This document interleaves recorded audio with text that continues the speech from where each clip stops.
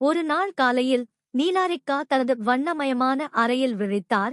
இன்று தனது பிக்மோன் சாகச நாள் என்பதை நினைவுகூர்ந்தபோது அவரது இதயம் உற்சாகத்துடன் ஓடுகிறது. காலை உணவு முடிந்ததும் நிலாரிக்காவும் அவரது தாயும் தங்கள் விண்வெளி பயணத்திற்கு தயாராகினர். நிலாரிக்கா தனது விண்வெளி உடையை அணிந்து கொண்டு உற்சாகத்துடன் துள்ளிக் குதித்து அடுத்த சாகசத்திற்கு தயாரானார். தங்கள் வீட்டை விட்டு வெளியே வந்ததும் சூரிய ஒளியின் கீழ் பிரகாசிக்கும் அற்புதமான விண்கலம் அவர்களின் நிலவு சாகசத்திற்கு அவர்களை அழைத்துச் செல்ல காத்திருப்பதைக் கண்டதும் நிலாரிக்காவின் கண்கள் பிரமிக்கத் தொடங்கின. விண்கலம் வளிமண்டலத்தின் வழியாக ஏறியபோது மின்னும் நட்சத்திரங்கள் மற்றும் தொலைதூர கிரகங்களால் சூழப்பட்ட விண்வெளியில் இருந்து பூமியின் மூச்சடைக்கக்கூடிய காட்சியைக் கண்டு நிலாரிக்கா ஆச்சரியப்பட்டார்.